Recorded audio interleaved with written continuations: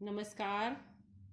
कक्षा 10 के lesson carbon में आज हम और आगे बढ़ते हैं और जानते हैं कार्बनिक यौगिकों के बारे में। परमाणु प्रकृति में मुक्त अवस्था में सामान्यतः नहीं पाए जाते। ये स्थायित्व ग्रहण करने के लिए अन्य परमाणुओं से संयोग करके अणुओं का निर्माण करते हैं। कार्बन परमाणु भी स्थायित्व प्राप्त करने के लिए अन्य परमाणुओं जैसे हाइड्रोजन, नाइट्रोजन, ऑक्सीजन और सल्फर से संयोग करके अणुओं का निर्माण करता है। कार्बन अपनी श्रृंखलन प्रवृत्ति के कारण कार्बन से ही जुड़कर विभिन्न प्रकार की श्रृंखलाएं भी बनाता है। श्रृंखलन कार्बन का अद्भुत गुण है। इसी कारण कार्बन से बनने वाले यौगिकों की संख्या अन्य सभी परमाणुओं से बनने वाले यौगिकों की संख्या से बहुत अधिक होती है। ये सब यौगिक कार्बनिक यौगिक कहलाते हैं। ऐसे यौगिक जो मुख्य रूप से कार्बन और हाइड्रोजन से बने होते हैं हाइड्रोकार्बन कहलाते हैं।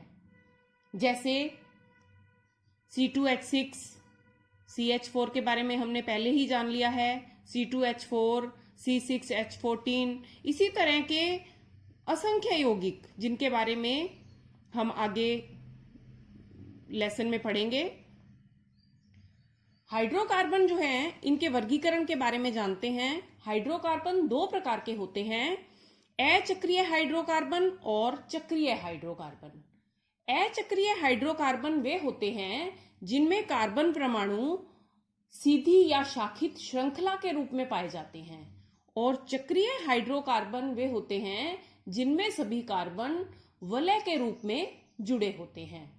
अचक्रीय हाइड्रोकार्बन परमाणुओं की संख्या और बंध के आधार पर कि उनमें कौन सा बंध पाया जाता है, उसके आधार पर ये दो प्रकार के होते हैं, संतृप्त और असंतृप्त। ये अचक्रीय के उदाहरण हैं जिसमें कार्बन सीधी या शाखित श्रृंखला के रूप में जुड़े रहते हैं, और इन्हें दो प्रकारों में बांटा गया है। इनमें हाइड्रोजन परमाणुओं की उपस्थिति के आधार पर और बंधों के आधार पर। संतृप्त हाइड्रोकार्बन, संतृप्त हाइड्रोकार्बन में सभी एकल बंध होते हैं और कार्बन जो है हाइड्रोजन से संतृप्त होता है। इन्हें एल्केन भी कहते हैं। और असंतृप्त हाइड्रोकार्बन में हाइड्रोजन की संख्या संतृप्त के मुकाबले कम होती है। इसमें द्विबंध और त्रिबंध उपस्थित होते हैं। इनमें हाइड्रोजन ये भी दो प्रकार के हैं, एल्कीन और एल्काइन। संतृप्त को कहते हैं एल्केन और असंतृप्त के दो टाइप हैं, एल्कीन और एल्काइन।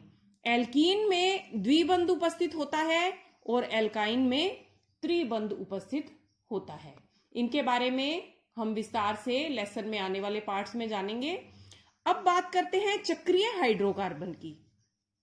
चक्रीय हाइड्रोकार्बन ये दो प्रकार के हैं, एलिफेटिक और एरोमेटिक। इनमें कार्बन वलय के रूप में जुड़े होते हैं। एलिफेटिक यौगिकों को एलिसाइक्लिक यौगिक भी कहते हैं। जब इन्हें जलाया जाता है तो ये बिना धुएं की ज्वाला के साथ जलते हैं। और एरोमेटिक, जैसा कि इसमें नाम में एरोमा आता है, एरोमा का अर्थ होता है गंध। इनमें विशिष्ट गंध होती है और ये धुएं युक्त ज्वाला से जलते हैं। अब हम इनके कुछ उदाहरण के बारे में जानते हैं। एल्केन, सबसे पहले जानते हैं एल्केन के बारे में। एल्केन जैसे मेथेन, एथेन, प्रोपेन, यानी इनके पीछे जैसे एल्केन में पीछे एन आया है तो इसके भी सभी उदाहरणों में पीछे एन आएगा। ये अचक्रीय हाइड्रोकार्बन है। इसकी नेक्स्ट टाइप है एल्कीन, इसमें पीछे ईन आएगा, ethene, propene, butene. Alkyne, ethyne, propyne, butyne, इसमें और भी नाम होते हैं। चक्रीय हाइड्रोकार्बन जिसमें कार्बन वलय के रूप में जुड़ा रहता है। एलिफेटिक का उदाहरण है साइक्लोहेक्सेन और एरोमेटिक का उदाहरण है बेंजीन। आज के लिए इतना ही। धन्यवाद।